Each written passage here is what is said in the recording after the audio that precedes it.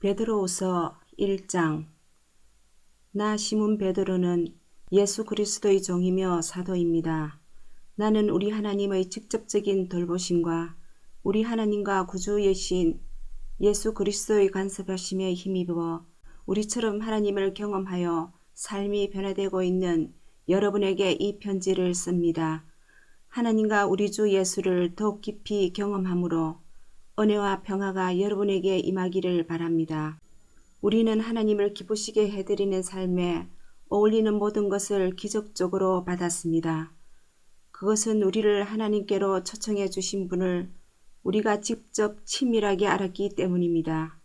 그분의 초청은 이제껏 우리가 받은 초청 가운데 최고의 초청입니다. 또한 우리는 여러분에게 전해줄 멋진 약속도 받았습니다. 그 약속은 여러분이 욕망으로 얼룩진 세상에 등을 돌리고 하나님의 생명에 참여할 수 있는 입장권입니다. 그러니 한순간도 놓치지 말고 여러분이 받은 것을 의지하십시오. 여러분의 믿음의 기초 위에 선한 성품, 영적 이해력, 빈틈없는 절제, 힘찬 인내, 놀라운 경건, 따뜻한 형제에 너그러운 사랑을 더하십시오. 이것들 하나하나는 서로 조화를 이루고 다른 것들을 발전시키니 말입니다. 이러한 자질들이 여러분의 삶 속에서 활발하게 자라나면 여러분은 우리 주 예수를 경험하면서 성숙해 가는 일에 기회를 놓치거나 단 하루도 헛되이 흘러보내지 않을 것입니다. 이러한 자질들을 갖추지 못하면 여러분은 자기 바로 앞에 놓인 장애물을 보지 못하고 자신의 제약된 옛 삶이 깨끗해졌음을 잊어버린 사람이 되고 말 것입니다. 그러니 친구 여러분, 하나님께서 여러분을 초청하고 선택하신 것이 옳았음을 입증해 보이십시오. 미루지 말고 지금 당장 그렇게 하십시오. 그러면 여러분은 확고한 토대, 곧 우리 주님이시며 구주이신 예수 그리스도의 영원한 나라를 향해 활짝 열려있는 포장된 길에서 생명을 얻게 될 것입니다.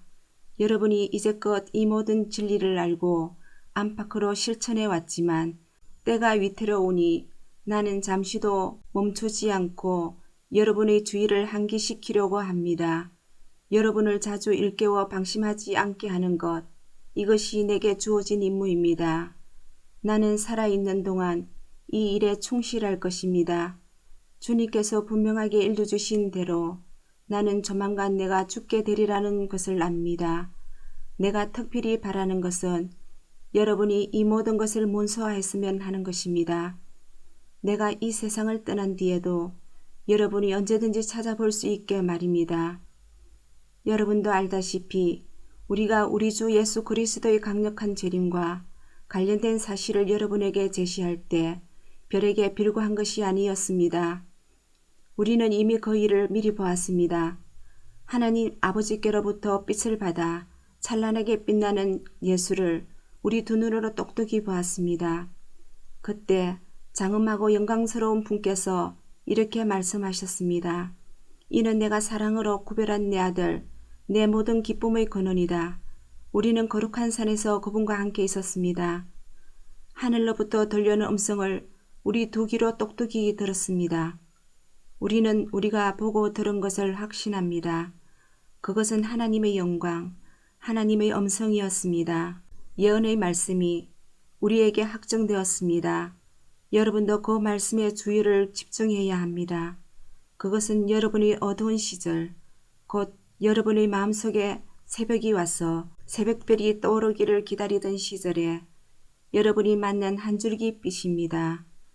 여기서 꼭 명심해야 할 것이 있습니다.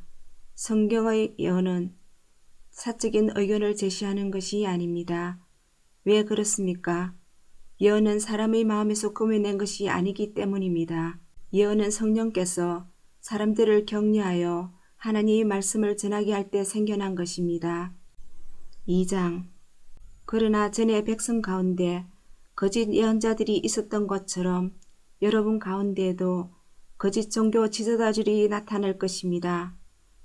그들은 은근슬쩍 파괴적인 분열을 일으켜서 여러분을 서로 다투게 하고 생명을 되찾을 기회를 주신 분의 손을 물어뜯게 할 것입니다. 그들은 파멸로 이어진 가파른 비달길에 서 있습니다. 그러나 그들은 파멸하기 전까지 옳고 그름을 구별하지 못하는 추종자들을 많이 모을 것입니다. 그들 때문에 진리의 길이 욕을 먹습니다. 그들은 자기만 아는 자들입니다. 그들은 무엇이든 그럴싸한 말로 여러분을 이용해 먹을 것입니다. 물론 그들은 무사하지 못하고 불행한 최후를 맞을 것입니다. 그런 일이 계속되도록 하나님께서 두고 보고만 계시지 않기 때문입니다. 하나님께서는 반역한 천사들을 가볍게 넘기지 않으셨습니다. 그들을 지옥에 가두셔서 최후 심판의 날까지 갇혀있게 하셨습니다. 또한 그분은 경건치 못한 옛 세상도 가볍게 넘기지 않으셨습니다. 홍수로 썰어버리시고 오직 8명만 살려두셨습니다. 혼자서 어를 부르짖던 노아가 그중 한 사람이었습니다. 하나님께서 소돔과 고모라 두 도성을 멸망시키기로 작정하시자 남은 것은 잿더미뿐이었습니다. 그것은 경건치 못한 삶에 빠져있는 사람 누구에게나 보내는 끔찍한 경고였습니다. 그러나 성적으로 더럽고 사악한 자들 때문에 몹시 괴로워하던 선한 사람으로선 구원을 받았습니다. 저 어려운 사람은 날마다 도덕적인 부패에 둘러싸여 끊임없이 괴로움을 겪고 있었던 것입니다. 이처럼 하나님께서는 경건한 사람들을 악한 시련에서 건져내시는 분입니다. 사악한 자들의 발을 최후 심판의 날까지 불 속에 붙들어 두시는 분입니다. 하나님께서는 특히 더러운 생활 방식에 빠져서 정력을 따라 살아가는 거짓 교사들에게 진노하십니다. 그들은 참된 권위를 멸시하고 간섭받기를 싫어합니다. 그들은 거만하고 자기만 아는 자들이어서 피조물 가운데 가장 빛나는 이들마저 서슴없이 헐떴습니다. 모든 면에서 그들보다 뛰어난 천사들조차도 그런 식으로 거만하게 굴거나 하나님 앞에서 다른 이들을 헛들을 생각을 하지 않습니다. 이들은 광야에서 태어난 사나운 짐승이며 먹이를 찾아 어슬렁거리는 약탈자에 불과합니다. 그들은 무식한 독설로 남을 파멸시키지만 바로 그 행위로 자신들도 파멸당하고 결국에는 패배자가 되고 말 것입니다. 그들의 악행이 부변하게 되어 그들에게 돌아갈 것입니다. 그들은 난잡한 파티를 즐기고 환한 대낮에도 흥청망청 쾌락에 빠진 비루한 자들입니다. 그들은 간음을 일삼고 재짓기를 밥 먹듯 하며 연약한 영혼을 만날 때마다 유혹합니다. 탐욕이 그들의 전공입니다. 그들은 그 방면의 전문가들입니다. 죽은 영혼들입니다. 그들은 큰 길에서 벗어나 방향을 잃었고 보올의 아들 발람의 길을 따랐습니다. 발람은 연자이면서도 불의한 이득을 취하여 악의 전문가가 되고 말았습니다. 그는 제멋대로 길을 가다가 제지당했습니다. 말 못하는 짐승이 인간의 목소리로 말해서 그 예언자의 미친 행동을 막은 것입니다. 그들에게는 아무것도 없습니다. 그들은 바짝 마른 샘이며 폭풍에 흩어지는 구름입니다. 그들은 지옥의 블랙홀을 향해 나아갑니다. 그들은 허풍이 잔뜩 들어 잘난 체하며 큰소리 치지만 아주 위험한 자들입니다. 그릇된 생활에서 막 벗어난 사람들이 그들의 상표인 유혹에 가장 쉽게 넘어갑니다.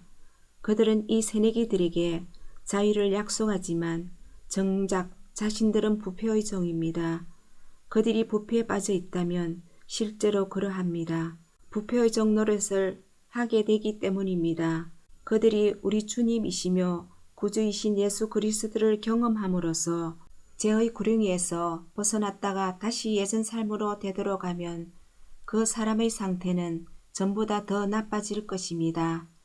떠났다가 되돌아가서 자기가 경험했던 것과 거룩한 계명을 거부하느니 차라리 하나님께로 난 고든 길에 들어서지 않는 편이 더 나았을 것입니다. 개는 자기가 토해놓은 곳으로 되돌아간다는 속담과 돼지가 말끔히 씻고 나서 다시 진창으로 향한다는 속담을 그들이 증명하고 있습니다. 3장. 사랑하는 친구 여러분, 이 편지는 내가 여러분에게 두 번째로 쓰는 편지입니다. 나는 이 두 편지를 통해 여러분이 마음을 뺏기지 않도록 여러분을 일깨우고자 합니다. 거룩한 예언자들의 말과 여러분의 사도들이 전해준 우리 주님이신 구주의 계명을 명심하십시오. 무엇보다 이것을 알아두십시오. 마지막 때에 조롱한 자들이 나타나서 전성기를 누릴 것입니다. 그들은 모든 것을 자기들이 보잘것없는 감정 수준으로 끌어내려 그분께서 다시 오겠다고 약속했는데 어찌 된 거요? 우리 조상들이 죽어서 땅에 묻혀 있고 모든 것이 창조 첫날 이래로 그대로이지 않소. 변한 것이 하나도 없지 않소 하고 조롱할 것입니다.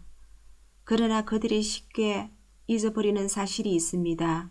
모든 천체와 이 지구가 오래전 하나님의 말씀을 통해 물로 덮인 혼돈에서 생겨났다는 것입니다. 그런 다음 하나님의 말씀이 다시 홍수로 혼돈 일으켜 세상을 파멸시켰습니다. 지금 있는 천체와 지구는 마지막 불심판 때 서일 연료입니다. 하나님께서 다시 말씀하실 준비를 하고 계십니다. 하나님을 모독하는 해론자들을 심판하고 멸망시키겠다는 신호를 보내고 계신 것입니다. 친구 여러분, 이 분명한 사실을 그냥 지나치지 마십시오. 하나님께서는 하루가 천년 같고 천년이 하루 같습니다. 어떤 이들이 생각하는 것처럼 하나님께서는 자신의 약속을 더디 이루시는 분이 아닙니다. 그분은 여러분을 위해 참고 계십니다. 그분께서 종말을 유보하고 계신 것은 한 사람도 잃고 싶지 않으시기 때문입니다. 하나님께서는 모든 이들에게 삶을 고칠 수 있는 시간과 공간을 베풀고 계십니다. 그러나 하나님의 심판날이 닥칠 때에는 아무 예고 없이 도둑처럼 닥칠 것입니다. 하늘이 천둥 같은 소리를 내면서 무너지고 모든 것이 큰 하염에 휩쓸려 분해되며 땅과 그 안에서 이루어진 모든 것이 낱낱이 드러나 심판을 받을 것입니다. 오늘 이 세상에 있는 모든 것은 내일이면 없어지고 말 것들입니다. 그러니 거룩하게 사는 것이 얼마나 중요한지 아시겠습니까? 날마다 하나님의 날을 기다리고 그날이 오기를 간절한 마음으로 바라십시오. 그날이 오면 천체가 불타 없어지고 원소들이 녹아내릴 것입니다. 그러나 우리는 거의 알아채지 못할 것입니다. 우리는 다른 길을 바라보면서 하나님께서 약속하신 새 하늘과 새 땅, 의로 뒤덮인 새 하늘과 새 땅을 맞이할 것입니다. 사랑하는 친구 여러분, 여러분이 손꼽아 기다려야 할 것은 이런 것입니다. 그러니 순결하고 평화롭게 살아가는 최상의 모습으로 그분을 뵐 수 있도록 최선을 다하십시오. 우리 주님께서 오래 참고 계신 것은 구원 때문이라고 생각하십시오. 이 문제와 관련해 많은 지혜를 받은 이가 우리의 귀한 형제 바울입니다. 그는 자신의 모든 편지에서 이 문제를 언급하고 있으며 여러분에게도 본질적으로 같은 내용을 써보냈습니다. 바울이 편지에서 다루고 있는 것 가운데 몇 가지는 이해하기가 쉽지 않습니다. 자신들이 무슨 말을 하는지도 모르면서 무책임하게 떠드는 사람들이 그 편지들을 함부로 왜곡하기도 합니다. 그들은 성경의 다른 구절에 대해서도 그렇게 하다가 스스로를 파멸시키고 있습니다. 그러나 친구 여러분, 여러분은 이미 훈계를 잘 받았습니다. 자기 마음대로 떠드는 불의한 교사들로 인해 발을 헛디뎌 넘어지는 일이 없도록 정신을 바짝 차리십시오. 우리 주님이시며 구주이신 예수 그리스도의 은혜와 그분을 아는 지식 안에서 자라가십시오. 영광이 이제부터 영원토록 주님께 있기를 바랍니다. 아멘.